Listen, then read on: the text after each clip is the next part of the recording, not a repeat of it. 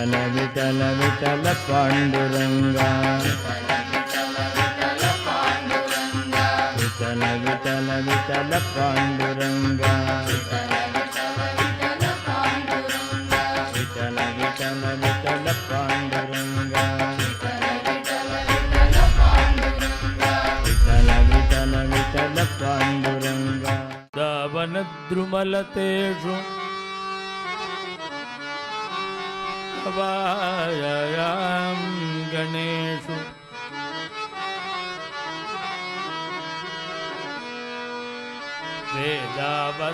वेदावसानसमयेषु च दृश्यते यत् तद्वेणुवादनपरं शिखिपिञ्छचूडम् ब्रह्मस्मरामि कमले क्षणं ब्रह्मस्मरामि कमले क्षणं अभ्रणी वृन्दावनद्रुमलतेषु गवां கணேஷு. பகவானுடைய சங்கல்பத்தினால செய்யக்கூடிய பிரபந்தங்கள் காலங்காலமாக எத்தனை ஆயிரம் எத்தனை லட்ச வருஷங்கள் ஆனாலும் ஜீவிச்சிருக்கும். அதுக்கு பிரமாணம் ஸ்ரீமத் ராமாயணம். இந்த ராமாயணத்துக்கு ஆதி காவியம்னு பெயர், வால்மீகிக்கு ஆதி கவின்னு பெயர். இன்றைக்கி சமஸ்கிருத இந்த பாஷை, அந்த பாஷையில் கத்தியம்னு ஒன்று, பத்தியம்னு ஒன்று. கத்தியம்ங்கிறது ததனு ஹவிராகரணாய தரண்யாம் கிருதாவதரணாக சர்வே கீர்வாணாக சதமுக பிரமுகாக சதுர்முகாய தசமுக பிரதாபக்ரீஷ்மோஷ்மசம்லோஷணமாவேத்ய தேன சக சரணமிதி சர்ங்கதன்வானம் மன்வானாக நானாவித பிரஸ்துதஸ்துதயா க்ஷீராம்புராசிம் ஆசேதுஹு. இதெல்லாம் கத்தியம். இதுக்கு அக்ஷர கணக்கு கிடையாது, மீட்டர் கிடையாது. அடுத்தது பத்தியம்னு ஒன்று. இந்த பத்தியம்னா 4 லைன், 4 பாதம், 2 பாதங்கள் சேர்ந்து பூர்வார்த்தம், அடுத்த 2 பாதங்கள் உத்தரார்த்தம்னு பேர். சமஸ்கிருத ஸ்லோகத்துக்கு 4 வரிகள். ஒவ்வொரு வரிக்கும் இத்தனை அக்ஷரங்கள்னு கணக்கு இருக்குது. அனுஷ்டுப்பு விருத்தம், அதான் விஷ்ணுதாஸ்நாமம் சொல்கிறோமே, அது அனுஷ்டுப்பு விருத்தம். 8 ஒரு பாதத்துக்கு 8 அக்ஷரம். சுக்லாம்பரதரம் விஷ்ணும் சசிவர்ணம் சதுர்புஜம் பிரசன்னவதனம் தியாயேத் சர்வ விக்னோபசாந்தயே. இது அனுஷ்டுப்பு விருத்தம்னு பேர். ஒரு பாதத்துக்கு 4 அக்ஷரங்கள், எழுத்துகள், 8 அக்ஷரங்கள், 4 8 32 அக்ஷரம். இது மாதிரி அக்ஷரங்கள் கூட கூட கூட விருத்தங்கள் மாறிண்டே இருக்கும். சார்தூல விக்கிரீடிதம்,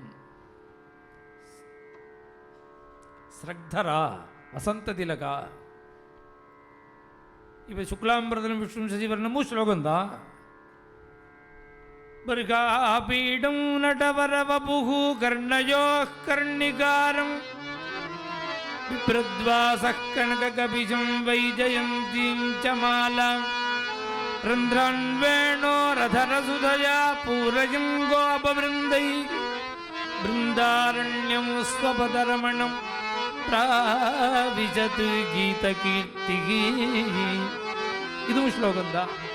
ஐகிரி நந்தினி நந்தித மேதினி விஸ்வ வினோதினி நந்தினி. இதுவும் ஸ்லோகம், ஒரு பாதம். சுக்லாம்பரதம் 8 அக்ஷரம்தான். இதுக்கு எத்தனை அக்ஷரம்னு எண்ணினாது.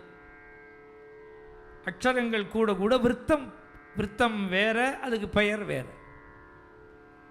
இதெல்லாம் பத்தியம். நான் முன்னாடி சொன்னேனே, எந்த அக்ஷர கணக்கும் இல்லாமல் தொடர்ந்து சொல்லிகிட்டே இருக்கிறது கத்தியம். அத ஜனகணபதிகி மனோரத மகாரணவ பாரங்கத்வா பரமானந்த ஜலதூணி மக்னகா. இது கத்தியம். சம்ஸ்கிருத பிரபஞ்சத்திலேயே கத்தியம் மாத்திரம்தான் உண்டு, ஸ்லோகமே கிடையாது. சம்ஸ்கிருத பாஷையில் ஸ்லோகமே கிடையாது, முழுக்க முழுக்க கத்தியம்தான். முதல்ல ஒரு மீட்டர் கணக்கு வச்சு சந்தஸ்ஸு வச்சு ஸ்லோக ரூபமாக 4 பாதங்களாக அதை வகுத்து ஒரு ஸ்லோகம்னு ஒரு முறையை ஏற்படுத்தினதே வால்மீகி மகர்ஷி தான். அவருக்கு முன்னாடி ஸ்லோகமே கிடையாது. அதனால தான் வால்மீகிக்கு ஆதி கவின்னு பெயர். அவர் பண்ணின ராமாயணத்துக்கு ஆதி காவியம்னு பெயர். வாங்க அரும் பாதம் 4 வகுத்த வான்மீகி என்பான் அப்படிங்கிறார் கம்பராமாயணத்தில் கம்பர். சமஸ்கிருத பிரபஞ்சத்திலேயே ஸ்லோகம் இல்லாத காலத்தில் வாங்க அரும் பாதம் 4 வகுத்த வான்மீகி என்பான். வால்மீகி தான் முதல்ல இந்த சிஸ்டத்தையே கிரியேட் பண்ணுறார், பத்தியத்தை. எத்தனை லட்சம் வருஷம் ஆயிடுது ராமாயணம், இன்னைக்கு ஜீவிச்சிருக்கு. ஏன் ஜீவிச்சிருக்கு அப்படின்னா பகவானுடைய சங்கல்பம், நாரதருடைய உபதேசம், பிரம்மாவு சரஸ்வதியினுடைய கிருபா கடாட்சம், தபஸ்வியான வால்மீகி, எல்லாத்துக்கும் மேலே ராமரே தேவரும் வருகச் செய்தான்னு ராமர் உட்கார்ந்து சிரவணம் பண்ணினார், ராமாயணத்தை கேட்டார். இந்த வால்மீகி ராமாயணத்துக்கு பிறகு இன்னும் ஒரு கிரந்தம், ஒரு காவியம் பாரத தேசம் முழுக்க இன்னைக்கு பிரச்சாரத்தில் இருக்கு அப்படின்னு சொன்னால் ஒரே காவியம் கீத கோவிந்த காவியம்தான். வால்மீகிக்கு அடுத்தது எந்த பாஷை பேதம் இல்லாமல், ஸ்டேட் பேதம் இல்லாமல், எங்கேயோ ஒரிசாவில் தானே ஜெகநாதனுடைய சன்னிதானத்தில் பண்ணினார் ஜெயதேவ சுவாமி. அந்த கீத கோவிந்தத்தை தமிழ்நாடு மாத்திரம் இல்லை, கேரளாவில் குருவாயூர், திருப்பரையார், அந்த க்ஷேத்திரங்கள் எல்லாம் தினம் ஒரு அஷ்டபதி உண்டு. அந்த சுவாமிக்கு நிவேதன காலத்தில் அஷ்டபதி பாடுறா, பத்ரிநாத்தில் பாடுறா, எல்லா இடத்துலையும் இருக்குது அஷ்டபதி. பாரத தேசம் முழுக்க இந்த கம்யூனிகேஷன் ஃப்ரீயாக இல்லாத காலத்தில் பிரச்சாரத்தில் வந்திருக்கு. அதான் ஆச்சரியம். இன்றைக்கி ரொம்ப ஈஸி. இப்போ யாராவது தெரிஞ்ச உட்காந்து இப்படியே செல்ஃபோனில் எடுத்துகிட்டே இருந்தான்னா அமெரிக்காவில் கேட்டுகிட்டே இருப்பா. ஈஸி இது, இன்றைக்கி ஈஸி. அன்றைக்கி இவ்வளவு சுலபம் இல்லையே. வாகன வசதி இல்லாத காலத்தில் இது எப்படி பிரச்சாரமாச்சு இந்த கிரந்தம்? இன்னும் சொல்ல போனால் சரியான வாகன வசதி இல்லாத காலத்தில் தான் நிறையா பிரச்சாரம் ஆனது. 400 வருஷமாக தமிழ்நாட்டில் அபங்கம் பாடின்னு இருக்கோம். அன்றைக்கி ரயில் இருந்ததா, கார் இருந்ததா, என்ன வசதி இருந்தது? மகாராஷ்டிராலேருந்து எப்படி வந்தது? 400-500 வருஷ காலமாக அபங்கம் தமிழ்நாட்டில் பாடுறோம். 300-400 வருஷ காலமாக அஷ்டபதி பாடுறோம். எப்படி வந்தது அஷ்டபதிங்க? பகவானுடைய ஒரு சங்கல்பம் இருந்ததுன்னா எந்த சாதனமும் தேவையே இல்லை. அது தீர்மானமாக பக்தர்களுக்கு வந்து சேருங்கிறதுக்கு பிரமாணமே கீத கோவிந்த காவியம் தான். இந்த அஷ்டபதி வர ஆரம்பித்த பிறகு எந்த ஊருக்கு நான் போனாலும் இந்த ராஜ் டிவியில் இந்த அஷ்டபதியை அஷ்டபதி பார்த்துட்டு இருக்காளோ அதை பற்றி பேசாத வேலையும் என்கிட்ட கிடையாது. இந்த அஷ்டபதி அவள்கிட்ட ரீச் ஆகிருக்கு. அதை விட ஆச்சரியம், ஒரு ஒர்க் பண்ணிட்டு இருக்கார் கடையிலையோ எங்கேயோ ஒருத்தர், சிவகாசியில். நான் திருநெல்வேலியில் பிரவச்சனம் பண்ணும்பொழுது அவர் அங்கே வந்திருந்தார். அவர் ரொம்ப கிராமத்தில், குக்கிராமத்தில் இருக்கார். விவசாயமோ ஏதோ ஒரு சின்ன தொழிலோ பண்ணிட்டு இருக்கிறவர். அவர் என்னை பார்த்து, சாமி இந்த அஷ்டபதி வந்துருக்கு கீத கோவிந்தம் ரொம்ப அருமையாக இருக்குது சாமின்னார் என்கிட்ட. நான் அவர் வரையில் புரியாதேன்னு தான் நான் கவலைப்பட்டேன். ரொம்ப அருமையாக இருக்குன்னார். அவர்கிட்ட நான் கேட்டேன், புரியறதான்னு கேட்டேன். இது என்ன சாமி புரியறதான்னு நீங்கள் கேட்குறீங்க? இந்த 6வது அஷ்டபதிக்கும் 21வது அஷ்டபதிக்கும் ஒரு லிங்க் ஏற்படுத்தினேன்னாரு. அசந்து விட்டேனா. இந்த 6வது அஷ்டபதியில் ரமயமயா சக, 21வது அஷ்டபதி பிரவிசராதே. நான் ஆச்சரியப்பட்டேன். நான் எதுக்கு கவலைப்பட்டேனோ அந்த கவலையே இல்லாமல் ரொம்ப ஸ்மூத்தாக போயிடுது. ரொம்ப திருப்தி ஆகிடுது எனக்கு. அவளுக்கு புரியுறதுங்கிறது. ஒரு 4 நாள் முன்னாடி மெட்ராஸ் வந்தேன். இந்த அணக்கரையில் ஒன்வே பண்ணிவிட்டோம் அந்த பிரிட்ஜை. இங்கேருந்து நிற்கணும், அந்த வண்டியெல்லாம் வரணும், சிக்னல் கொடுத்தா தான் போகும் கும்பகோணம் ரோட்டில். நான் நின்றுட்டு இருந்தேன். இந்த கடலை விற்கிறமா ஒருத்தம்,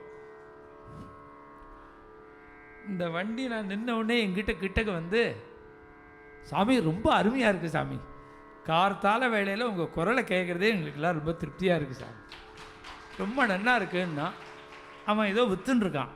அந்த வண்டி நிற்கிற வண்டியில் அந்த நேரத்தில் விற்கலாமேன்னு விற்கிறான். எனக்கு ரொம்ப திருப்தியாக இருந்தது.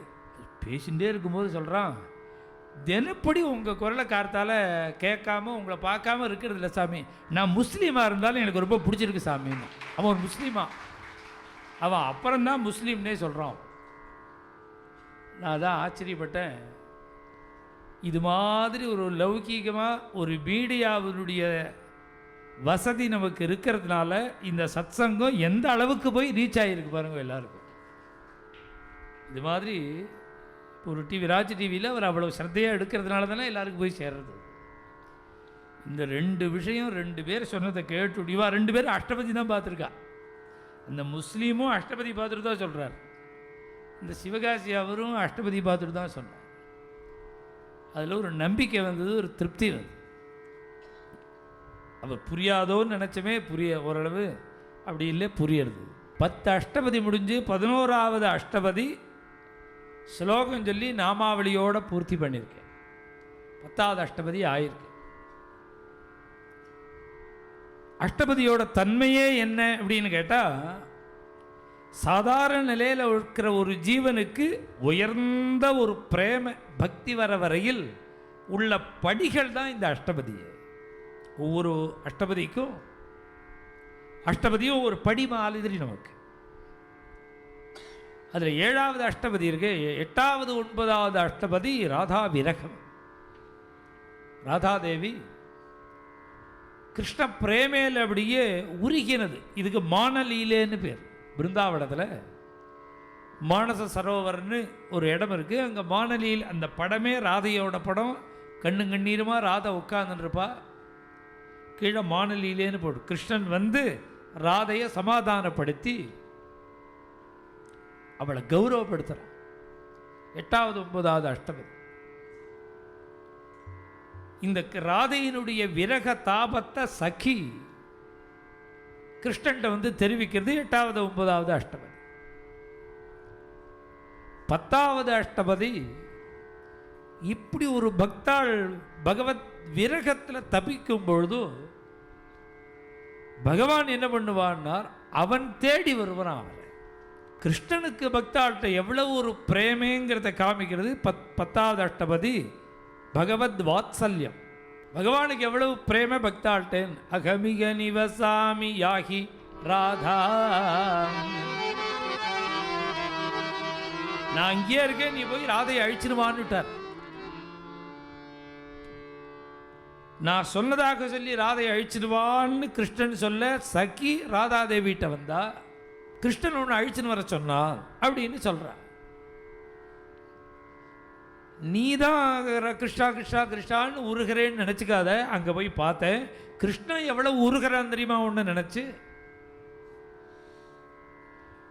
சந்தன சர்ச்சித நீலகளே பரபீத வசன வனமாலி கஸ்தூரி திலகம் லலாட்ட பலகே வட்சஸ்தலே கௌஸ்துபம் சர்வங் நாசாக்ரே நவமூர்த்திகம் கரதலே வேணு கரேயே கங்கணம். இப்படிலாம் கிருஷ்ணனுடைய இந்த திருமேனிய ரூப சௌந்தரியத்தை வர்ணிக்கும் போது அவ்வளவு அழகா இருக்கு. இப்பேற்பட்ட கிருஷ்ணன் உன்னுடைய பிரிவு தாங்க முடியாமல் ராதா விரகத்தில் லுடதி தரணி சயனே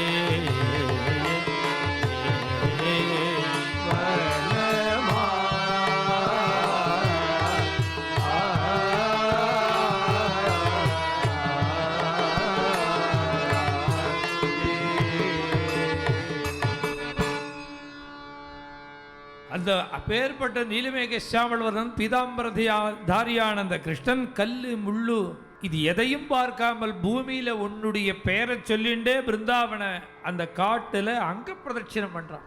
தரணி லுட்டதி தரணிஷயனே. இதை கேட்க கேட்க கேட்க ராதைக்கு இது துக்கம் தாங்கல. தத் சுக சுகித்வம். பிரேமையில நம்முடைய சுகம் முக்கியம் இல்லை, பகவானுடைய சுகம், காந்தனுடைய சுகம் முக்கியம். நமக்கு எது சுகம் அப்படின்னு சொன்னா அவன் சுகமா இருக்கிறது தான் நமக்கு சுகம். தத் சுக சுகித்வம். இதுதான் சொல்றார் இந்த நாரத பக்தி சூத்திரத்தில். இப்போ ஒரு கஷ்டம் கிருஷ்ணனுக்குன்னு உடனே உருகிறா ராதை. ராதைக்கு மேல ஜெயதேவர் உருகி 8 சரணம் பாட வேண்டிய ஜெயதேவர் 5 சரணத்திலேயே முடிச்சுட்டார். ஒரு வாரம் சமாதான ராதாதேவி சகியை பார்த்து கேட்கிறா, இப்ப கிருஷ்ணன் எங்க இருக்கான்னு சொல்லி. உடனே கிருஷ்ணனை போய் பார்க்கணும் போல இருக்கு. கிருஷ்ணன் எங்க இருக்கான்னு சொல்லுன்ன உடனே நமாம்சம் ராகவோ புங்கே நச்சாபி மதுசோயவதே. சுலுக்கு மாட்டிக்கு போயிட்டா சீதாதேவி. இழுத்துக்க வேண்டிய அந்த நேரத்தில் ஆஞ்சநேய சுவாமி ராமாயணம் சொல்றார். எப்படி ராமாயணம் சொல்றாருன்னா, ஆசை தசரதோ நாம தசரத சக்கரவர்த்தியிலேருந்து ஆரம்பிச்சு அந்த சூரிய வம்சத்தினுடைய காம்பீரியம், தசரத சக்கரவர்த்தியோட ஔதாரியம், ராமச்சந்திர பிரபுவனுடைய இந்த காம்பீரியம், ராம கமலபத்ராட்டா சர்வசத்த மனோகரகா ரூபதாட்சிண்ய சம்பன்னா, ராம குணங்களெல்லாம் சொல்றார், கம்பீரமாக சொல்றார். போட்டுண்ட சுலுக்கு அவுத்துட்டா சீதை. எங்கேருந்து ராமாயணம் வருதுன்னு தெரியல. பொதுவாக கண்டுபிடிச்சா அந்த மரத்து களையிலேருந்து 2 சொட்டு ஜலம் விழுந்துட்டே இருக்கு கீழே, சொட்டு சொட்டா விழுது. அந்த சொற்ற ஜலத்தை பிடிச்சுட்டே போய் பார்த்தா ஒத்த வஸ்திரம், வாக்கில் ராமநாமம், சிரசில் அஞ்சலி பந்தம், இதோட ஆஞ்சநேய சுவாமி கண்ணும் கண்ணீருமா ராமாயணம் சொல்லிட்டு இருக்கார். கீழே இறங்கி வந்தார் ஆஞ்சநேய சுவாமி, சேவிக்க கிட்டக்க வந்தார். உடனே சீதை பாபி ராவணான்னு விட்டான். அன்னைக்கு சன்னியாசி வேஷம் போட்ட, இன்னைக்கு குரங்கு வேஷம் போட்டு வந்திருக்கே ராவணான்னு. ஆஞ்சநேய சுவாமி நான் ராவணன் இல்லைன்னு சொல்லவே இல்லை. எப்போ சந்தேகம் வந்து கொடுத்தோ இல்லைன்னு சொல்ல சொல்ல சொல்ல சொல்ல சந்தேகம் திருடமாகும். விதர்க்கபாதனே பிரதிபக்ஷ பாவனம்னார் பதஞ்சலி யோக சூத்திரத்தில். ஒரு விஷயம் வேண்டாம்னு அவாய்ட் பண்ணணும்னு நினைச்சா அதை நினைச்சு இது வேண்டாம் இது வேண்டாம் இது வேண்டாம்னா அது ஸ்திரமாயிடும். வேற என்ன பண்ணணும்னா இதுக்கு நேர் எதிரடையா உள்ளத்தை தியானம் பண்ணிட்டே இருந்தேன்னா இது விட்டுடும்.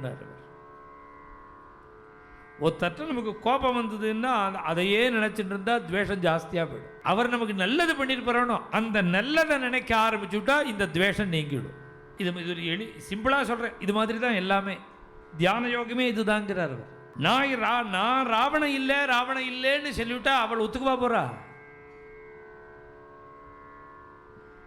பார்த்தார் ஆஞ்சநேய சுவாமி பயப்படவே இல்லை. 1000 மைல் தாண்டி வந்திருக்கார். வந்த இடத்துல தன்னை ராமதூதன்னு நம்பலைன்னா எவ்வளவு கஷ்டம். அதை பற்றி கவலையே படலை. ஏன் கவலைப்படலைன்னா பெரிய மரண தண்டனையிலேருந்து காப்பாற்றின ராமாயணம் இப்போ சந்தேகம் சின்ன விஷயம்னா அது அல்பம்னா அது. சுலுக்கு போட்டுன்ற நேரத்திலேயே காப்பாற்றின ராமாயணம் இருக்கு. திருப்பி நான் ராவணன் இல்லைன்னு சொல்லாமல் ஆஞ்சநேய சுவாமி பழையபடி கண்ணை மூடிண்டு ஆதித்ய இவ தேஜஸ்வி லோககாந்த சசியதா ராஜா சர்வஸ்வலோகசேன்னு திருப்பி ராமாயணம் ஆரம்பிச்சுட்டார். இப்படியே ராமாயணம் சொல்ல ஆரம்பிச்சார். ராவணான்னு முகத்தை திரும்பிண்ட சீதாதேவி இந்த ராமாயணத்தை கேட்டுவிட்டு பழையபடி ஆஞ்சநேய சுவாமியை பார்த்தா சீதை. உடனே இவர் பாதியில் நிறுத்தி விட்டார் ராமாயணத்தை. ஏன் நிறுத்தினடா ஆஞ்சநேயான்னா, உங்களுக்கு சந்தேக நிவர்த்தி ஆயிடுச்சு, இனிமேல் எனத்துக்கு சொல்லணும்னார். உங்களுக்குதான் சந்தேக நிவர்த்தி ஆயிடுது. 2 தடவை கேட்டது போறாது, இன்னொரு தடவை சொல்லு ராமாயணம்னா. ராம கமலபத்ராட்டா சர்வசத்தமனோ 3வது தடவை ராமாயணம் சொல்லு. இதை கேட்க கேட்க கேட்க ஒரு மல்லிகை மாலையை கையால் தொழுத்து ராமரோட கழுத்தில் கொண்டு போடணும்னு ஆசையாக இருக்கான் சீதைக்கு. அவ்வளவு அழகாக வர்ணிக்கிறார் ஆஞ்சநேய சுவாமி.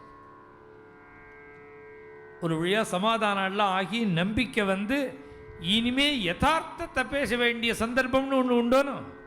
இப்போ என்னோட ஞாபகம் ராமனுக்கு இருக்கான்னு கேட்ட உடனே சுந்தரகாண்டத்தில் ஒரு 10 ஸ்லோகம் இருக்குது. கல் மனசு கூட கரையும். அது ராமர் எப்படி இருக்காரு? சாப்பிட மாட்டேங்கிறார், தூங்க மாட்டேங்கிறார், தூக்கத்தில் கனவுல சீதேங்கிறார், அழறார், பூவை பார்த்தா அழறார், ஒரு பழத்தை பார்த்தா அழறார், அப்படியே மரத்தடியில் உட்கார்ந்துருக்கார். காட்டி வண்டெல்லாம் உடம்ப கடித்து உள்ள துவாரம் தொலை போட்டுன்னு போயின்னு இருக்கு, ரத்தம் பெருகி ஓடுறது.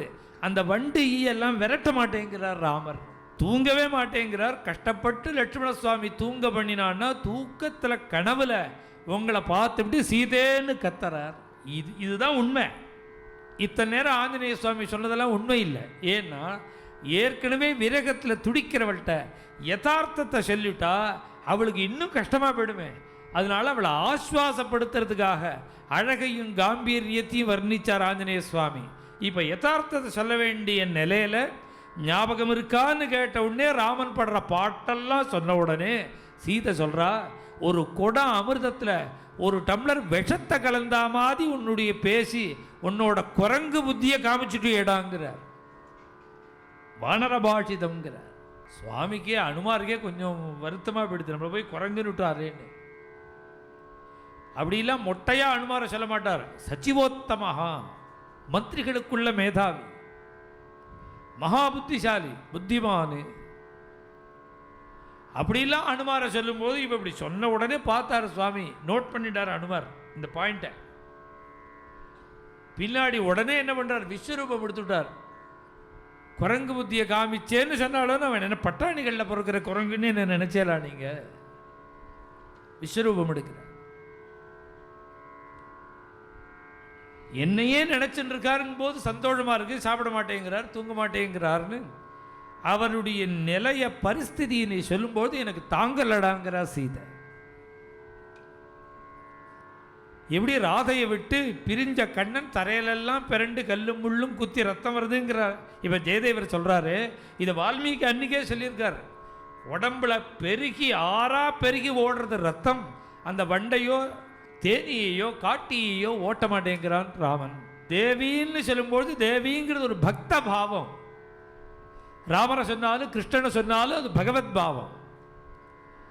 பக்தாளுக்கு எவ்வளவு பிரேமை இருக்கோ அந்த பிரேமைக்கு சளையில்லாமல் பகவானுக்கு பிரேமம் இருக்குமா பக்தாள்கிட்ட. ஒரு பக்தாள் இப்படி துடிக்கும் பொழுது பகவானு அதே துடிப்பு இருக்கு அவனுக்கு. 8வது 9வது அஷ்டபதியில் ராதா விரகத்தை எவ்வளவு சொன்னாரோ அதை 4 சரணத்தில் முடிச்சுட்டாரு 10வது அஷ்டபதியில் கிருஷ்ண விரகத்தை.